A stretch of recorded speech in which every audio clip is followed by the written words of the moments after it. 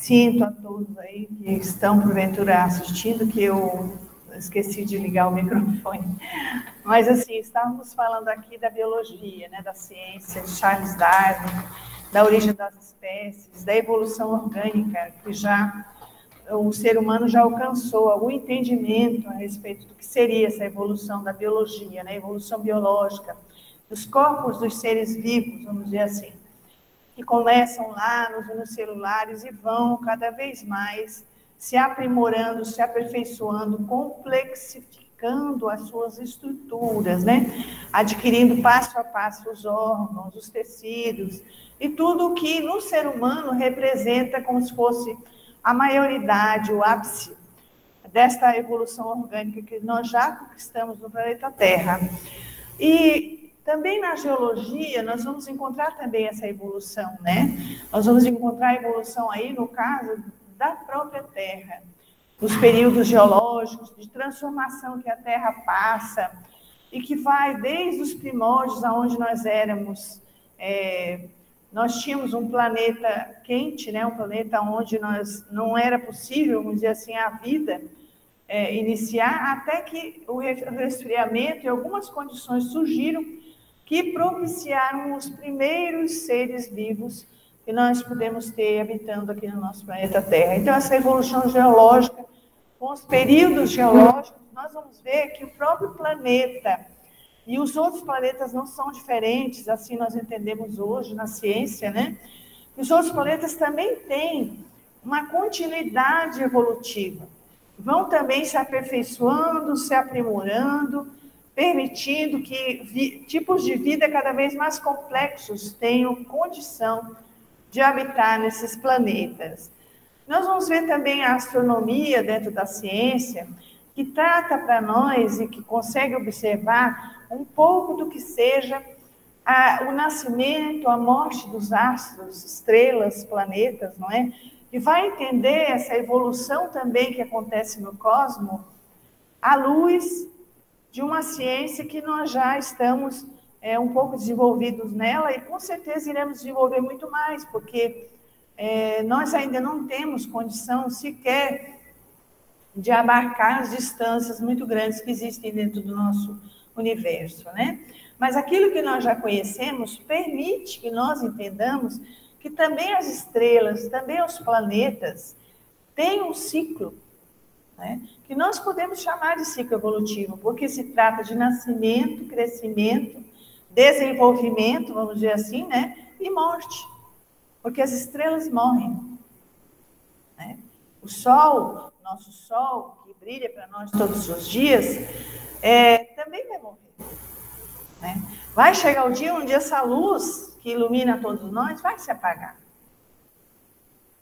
E assim é em todo o universo, em toda a natureza. Toda a natureza tem constantemente movimento. Nada é parado, senão aquilo que está morto. Tudo movimento, em tudo vibração, né?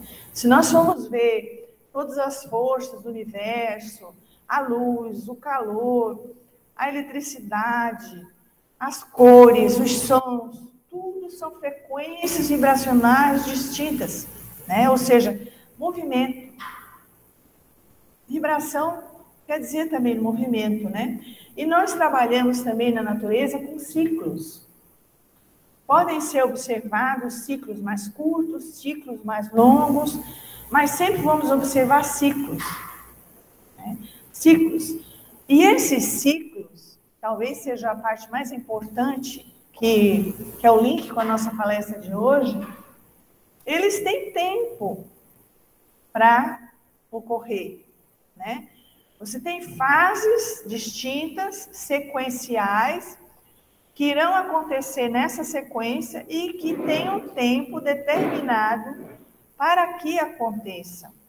Então, se amanhece, eu preciso esperar determinadas horas para que anoiteça. Porque o dia é um ciclo, né, de horas. Então, você tem o amanhecer, o nascer do sol, o sol vai ficando cada vez mais alto, chegamos ao meio-dia, depois o sol vai caindo para o outro lado, não é? Até chegar o momento do pôr do sol e do anoitecer, e assim nós vamos escurecer, né?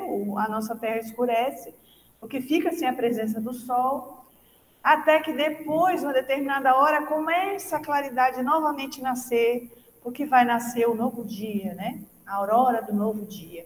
Então, são ciclos. Quando nós observamos as estações, aqui não temos muito definida, primavera, as 4, né? Temos o costume de falar em verão e inverno como época de cheia, inverno, época de chuvas, inverno, e época de seca, verão. Mas há lugares onde nós temos as 4 estações, né? Temos a primavera, temos o verão, depois nós temos o outono, depois nós temos o inverno. E essas 4 estações perfazem um ciclo anual que no ano seguinte irá se repetir. Então, a primavera é tempo de determinados frutos, de determinadas flores, de determinados acontecimentos na natureza. O verão de outros, o inverno de outros. E nós podemos, ao observar essa natureza que nos cerca, e tirarmos dela, porque é um grande livro que Deus nos oferta de conhecimento e sabedoria, tirarmos dela exemplo para nós, né? E observando esses ciclos evolutivos da natureza, nós vamos observar que certamente esses ciclos também acontecem na nossa vida e na nossa evolução. Dentro da natureza, nós temos nascimento, vida, morte, né? Nós temos plantio, crescimento, colheita, tantos outros ciclos que nós poderíamos citar. E é preciso que se respeite, porque a falta do respeito em relação a esse ciclo vai acarretar o quê para nós?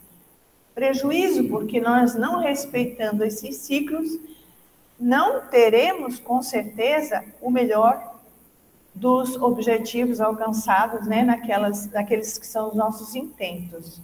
Quem no inverno, frio, vamos dizer assim, não comprar um casaco, não se abastecer com um cobertor, não tiver, vai passar frio. Então, a gente precisa respeitar esses ciclos. Sabemos aqui que existia a época de cheias. Nessa época de cheias, de chuvas, algumas providências precisam ser tomadas, né? Porque nós sabemos que as chuvas são cíclicas, acontecem naquela época. De nada adiantaríamos nós nos revoltarmos contra isso e dizer, eu não quero que chova, não quero que chova. Como não quero que chova? Se é natural chover. Né? Então, a gente tem que prestar atenção nesse caso, porque dentro da natureza nós vamos ter sempre uma constância, as coisas vão se repetir nesses ciclos, né? Nós vamos ter sempre um movimento, nós vamos trabalhar e perceber com observação que existe uma ordem, uma organização na qual as coisas estão incluídas e inseridas, né? Não é um caos, a natureza não é um caos. No mínimo detalhe, se formos estudar, desde uma folha, uma árvore, uma semente, tudo acontece dentro de uma ordem, dentro de princípios que são comuns no micro e no macrocosmos. Se nós quisermos fazer paralelo, nós vamos conseguir fazer paralelo entre o átomo e o sistema solar. As mesmas leis vão reger esses dois fenômenos, micro e macrocosmos, né?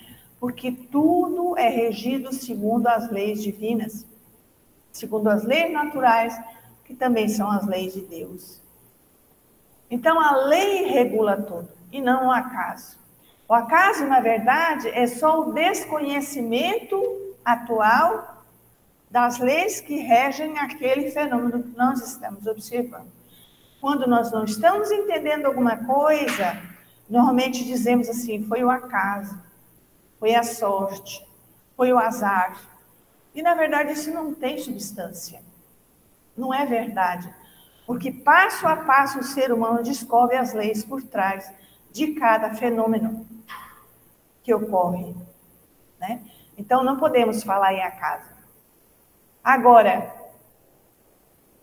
Nós temos aqui, no Espiritismo, estudamos a evolução espiritual, né? A ciência estuda a evolução da matéria, né? Além das características dessa matéria, as leis que regem a matéria. E no Espiritismo nós estudamos o mundo espiritual. E nós vamos estudar a nossa evolução, a evolução do nosso espírito. E essa evolução do nosso espírito, ela entra em contato direto também com o mundo material, porque essa evolução se dá em 2 planos. Ela se dá no plano material, quando nós estamos encarnados, e ela se dá no plano espiritual, quando nós estamos desencarnados. E aí nós perguntamos, sim, e no caso dos animais, das plantas também? Sim, também.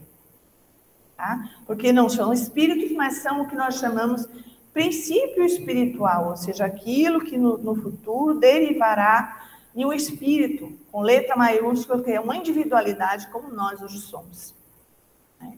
Já somos individualidade, já somos seres que temos autonomia, temos livre-arbítrio, temos a razão, temos o sentimento, né? Somos a espécie, embora muitos não concordem com isso, né? Mas dentro do Espiritismo nós consideramos que somos a espécie mais evoluída do nosso planeta. Animais, ainda sim, animais, né? Mas já na categoria de seres humanos, que são os animais mais evoluídos do planeta. Ainda com muitas dificuldades, principalmente no campo moral, né? Que é o que faz com que muitas pessoas, às vezes, comparando, achem talvez que os animais possam ser melhores. O que existe, na verdade, é que os animais são governados pelo instinto. Então, eles não têm a liberdade de ação. Eles agem conforme a vontade divina. Eles agem conforme aquilo que está escrito na sua programação instintiva, né? E nós já somos aqueles que ainda trazemos em nós, sim, muito instinto, porque acabamos de sair da animalidade, né? Porém, já adquirimos um passo além, já adquirimos a capacidade do pensamento contínuo, que vai dar a nós uma diferenciação em relação aos animais mais primitivos, né? A animalidade que a gente chama dos animais que são o nosso passado, vamos dizer assim, evolutivo, né? Então, no plano material, nós temos as encarnações. E aí, na pergunta 132 do Livro dos Espíritos, Kardec pergunta: qual o objetivo da encarnação dos espíritos?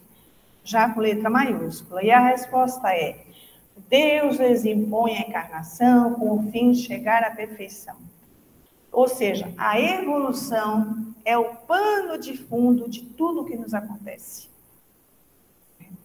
Se existe um objetivo em tudo o que acontece na nossa existência, esse objetivo é o de ficarmos cada vez melhores, mais perfeitos, né? Tanto intelectualmente, porque a nossa intelectualidade ainda irá desenvolver muito, como moralmente. E, na verdade, no presente momento, nós sabemos que intelectualmente até vamos muito bem, né? Se nós formos comparar, por exemplo, um dia desse eu dizia, se nós vamos comparar, por exemplo, o que há 2000 anos nós tínhamos de meio de transporte, de meio de comunicação, não é? E o que nós temos hoje, a possibilidade que nós tínhamos de acesso a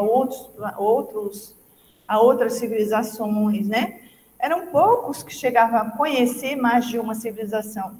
Eram poucos os que chegavam a conhecer sequer uma outra cidade, que muitas vezes ficava a quilômetros daquela onde tinha nascido. E hoje a gente tem a internet, a gente tem tanta tecnologia, não precisamos nem nos aprofundar muito nisso, para saber que nossa evolução intelectual vai muito bem, né? Agora, infelizmente, a nossa evolução moral, segundo dizem os espíritos para nós, desde o momento da codificação espírita, né, que foi no século XVIII, né,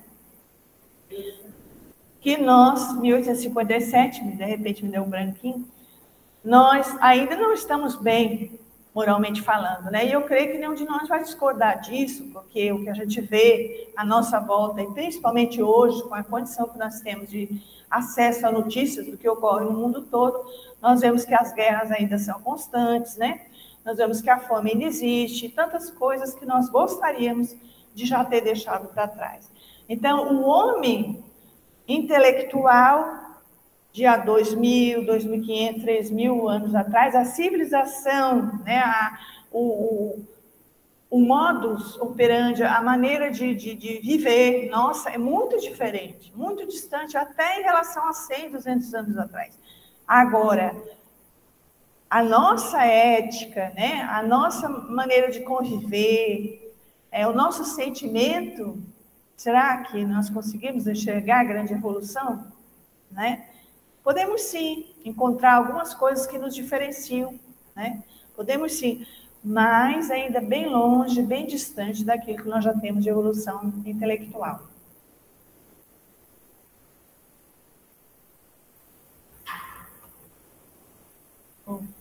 Sem querer passei doido aqui.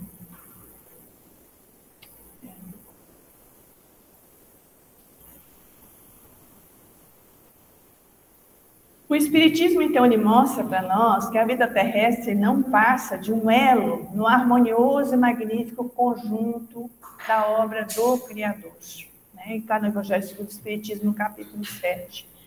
Então, nós temos elos de uma cadeia só evolutiva. Né? Elos que nós encarnamos e dali a pouco um elo lá no plano espiritual, vivendo no mundo dos espíritos. Mais adiante, uma outra encarnação, mais um período no mundo dos espíritos. E assim nós vamos crescendo, assim nós vamos evoluindo. Né? Nós temos essa evolução no plano espiritual. Né? No livro Evolução em Dois Mundos, de André Luiz, nós vamos encontrar bastante informação interessante a respeito desse vínculo que nós temos entre esses dois planos, né? Dessa evolução nesses dois mundos, ou seja, nós evoluímos no mundo material e evoluímos no mundo espiritual. É isso que diz para nós o título, né? E o que permite que haja esses dois momentos da nossa evolução é uma parte da nossa própria constituição, né? Que nos acompanha tanto no momento evolutivo encarnado, como no momento evolutivo desencarnado. A isso, Kardec deu o nome de perispírito. É o nosso corpo espiritual. Aquele que hoje pode ser considerado, talvez, a mesma imagem do nosso corpo físico presente, né?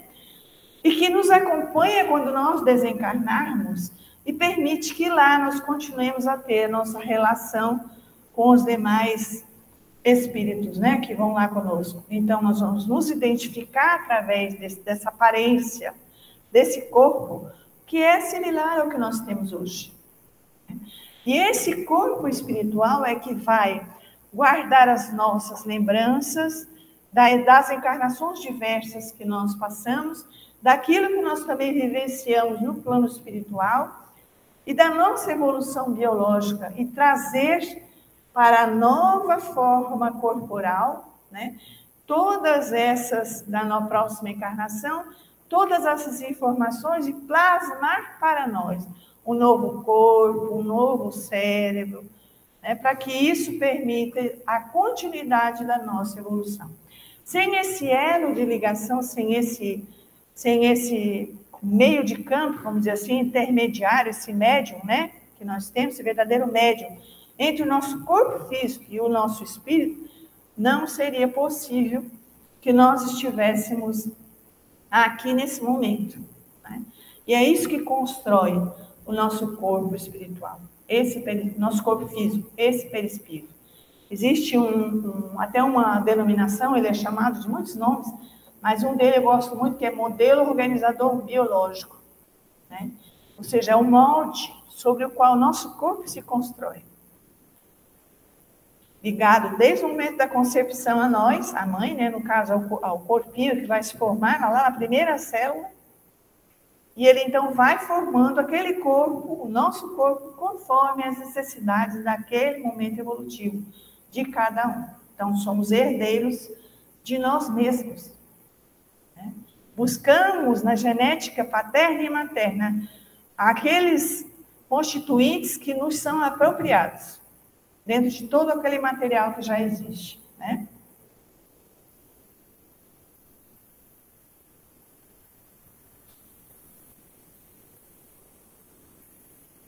Então, no intervalo das existências humanas, nós temos lá no Céu e Inferno, capítulo 3, item 10, no intervalo das existências humanas, o espírito torna a entrar no mundo espiritual, onde é feliz ou desventurado segundo o bem ou mal que fez. Isso, geralmente, todas as religiões espiritualistas falam desde muito tempo isso, intuitivamente, né? Que o bem ou mal que nós fizemos serão nossos advogados na próxima vida. Então, nós vamos ter que mostrar o peso do nosso coração, como diziam os egípcios. Né? Os egípcios tinham uma crença que era a seguinte, claro que isso tudo é linguagem metafórica, simbólica, né? Que você tinha o peso do teu coração antes de nascer. E quando você desencarnava, pesavam de novo o seu coração e tinha que dar acréscimo. Né? Ou seja, você tinha que melhorar naquela vida, né?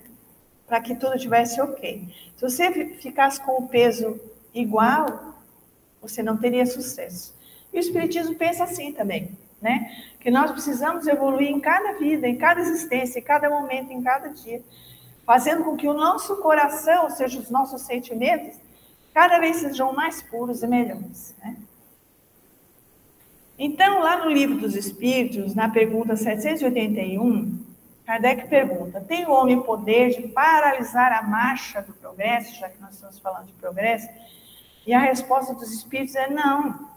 O homem não tem poder de paralisar a marcha do progresso, seja dos outros, seja da civilização, seja de si mesmo.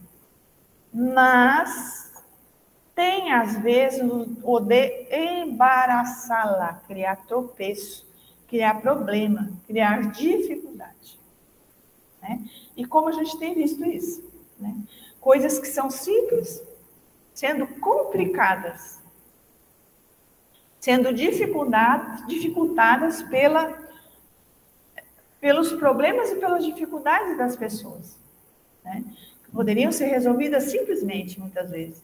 Mas que aí coloca mais isso, mais aquilo, mas eu quero esse meu lado, eu quero egoísmo e orgulho que vão se infiltrando e vão atrapalhando e criando tropeços, né?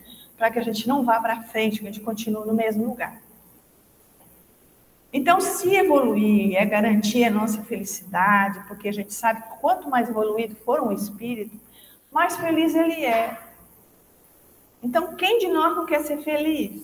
Então, a gente quer evoluir, né? A gente quer ser melhor, é da natureza do ser humano querer ser melhor. Todos queremos. Muitas vezes, quando a pessoa diz, não, não quero, isso é birra. Porque lá no fundinho, todos queremos melhorar. Porque nós sabemos que depende disso a gente ser feliz. Resolver nossos problemas, resolver nossas dificuldades. A gente enxerga, quando a gente erra, quando a gente tropeça, o problema que a gente está causando. Né? Se não enxerga naquela hora, vai enxergar depois, quando ele aparece. E mesmo que diga para si mesmo, não fui eu o culpado, é o fulano e a Beltrano, mas intimamente nós sabemos. Né? Porque a nossa consciência acusa. A gente tem dentro de si as leis humanas, as leis divinas gravadas, e a nossa consciência nos acusa quando nós dificultamos a nossa marcha evolutiva. Né? Quando nós começamos a ter um pouco mais de sensibilidade, na hora que a gente fala uma palavra errada, na hora que a gente faz um gesto torto, a gente já sente. Mas para isso é preciso fazer o exercício da vigilância. O exercício de prestar atenção em si, né? De tirar os olhos do outro, no sentido de observar o que ele está fazendo, como ele está errando, como ele é bonito ou quando ele é feio, prestar atenção cada qual em si e na sua forma de agir com os outros e na sua forma de contribuir ou deixar de contribuir com a sociedade onde nós vivemos, né? Porque é muito simples atirar a culpa lá fora, seja no que for, né? Governo, pai, mãe, tem gente que é adulta, que já está velha, e que quando vai no atendimento espiritual diz, pô, minha mãe era muito ruim comigo. Meu Deus, não superou ainda? Teve a vida toda para superar, né? Então, a gente precisa começar a olhar aí, sim, como você se comportou em relação a isso que você recebeu nessa vida. Soube tirar bom proveito? Essa é a questão. Tudo nós precisamos tirar bom proveito. Nada que nos acontece é ao acaso, a natureza está aí para nos mostrar isso, né? Essa precisão, esse acerto de tudo que Deus criou. Será que nós seríamos o erro? Né? Será que nós somos a parte que Deus criou que não deveria ter criado? Não. Ele nos criou sabendo que nós somos bons. Ele nos criou com todos os germes de todas as perfeições que Ele gostaria que nós tivéssemos. Nós não somos um mau projeto. Porque o nosso arquiteto é o criador de todo esse universo que nós podemos vislumbrar a existência, porque sequer conseguimos olhar e ver, porque é muito grande, né? É muito além da nossa condição, tanto como com o nosso olho, como com a tecnologia de que nós já dispomos. Quantos anos para uma nave espacial chegar em Marte, por exemplo, que é um planeta do sistema solar, próximo à Terra. Né? Então, quer dizer, nós não estamos ainda na condição de entender Deus, de forma nenhuma, a grandeza de Deus. Mas temos a condição de senti-lo, porque Ele está dentro de cada um de nós. E impulsionando o nosso crescimento, impulsionando essa nossa evolução. Mas no ritmo correto, né? No ritmo correto, assim como a natureza também no ritmo correto. Muitos de nós se atrapalham quando entram numa determinada religião, até mesmo no espiritismo, achando que da noite para o dia precisa ser perfeito. Ah, não, então agora eu tenho que fazer isso, ser assim, ser assado. E praticamente quer ser Jesus. Mas não dá, Toninho. Né? A lição da noite diz para a gente isso, paciência conosco, né? Tolerância com as nossas dificuldades, com os nossos limites. E aí a gente quer, como tudo é muito imediatista hoje no nosso dia a dia, né? A gente quer anoitecer de um jeito e amanhecer de outro. Mas nós somos a somatória de muitas e muitas vidas. E nessas vidas, quantos erros, né? Quantas vezes nós repetimos o mesmo erro? Muitas vezes, às vezes em vidas sequentes. Como é que, de repente, só porque eu acho que sei, eu consigo tirar isso de mim? Então, não é assim. Se nós formos estudar psicologia, concorda conosco. Se nós formos estudar, por exemplo, o que é a sombra, vamos ler lá em Joana de Anjos, né, que tem agora muitos livros que tratam da psicologia à luz da doutrina espírita, e nós vamos ver que temos dentro de nós esse passado, e que nos resolve da noite para o dia, que nós vamos resolver passo a passo, dia a dia. É importante que continue existindo um movimento de evolução. É importante que exista o esforço. É importante que se vigie, né? O que nós fazemos, dizemos, pensamos, sentimos. Porém, precisamos aceitar essa nossa sombra. Precisamos aceitar que nós temos ainda dentro de nós muitas dificuldades e que vão levar séculos para serem resolvidas. Não vão resolver numa vida só, né? Então, a gente quer ter essa perfeição fast food, né? A fast perfeição, ou então a fast felicidade, vamos dizer assim, né? Fazer com que não... Agora eu encontrei Jesus, eu sou espírita, né? Então, eu tenho que ser a pessoa mais alegre do mundo, mais isso, mais aquilo. A gente lê muito lá aquela passagem do homem de bem, né? E quer se adequar àquilo ali e faz o que muitas vezes? Constrói uma imagem. Constrói o que a gente chama uma persona, né? Onde você se comporta, onde você tem atitudes, onde você tem a forma de falar, a forma de agir, a forma de tratar as pessoas, é dentro desse padrão daquilo que você admira, um Chico Xavier, né? Em Jesus, no que você imagina que seria um Francisco de Assis, né? E a gente constrói essa máscara, mais uma, como se a gente já tivesse muitas, né? E faz disso a justificativa para não se esforçar muito, né? E acha que agora já perdoa, e acha que agora já não precisa, né? Já aprendeu a perdoar. Não, antes eu não perdoava, agora eu perdoo. Antes eu não sei o que, quer dizer, o antes e o depois, como se esse agora fosse muito perfeito, e não é, né? Porque são séculos. João de Ângeles diz para nós textualmente isso, são séculos para arrumar em nós uma imperfeição. E é preciso que a gente foque em pelo menos uma, para que ela possa dar um passinho para frente, né? E aí, o que vai adiantar? Essa é a grande pergunta para nós, né? O que vai adiantar? O que vai fazer a diferença? O que realmente vai consertar? Não é essa aparência, essa fala, meu irmãozinho, meu querido, meu... não. Isso é só fachadinha. O que realmente adianta, né, diz para nós claramente, lá no Livro dos Espíritos, a pergunta 919, é o antigo e conhecido conhece-te a ti mesmo. E ele estava lá, né, já escrito no Templo de Delfos, lá.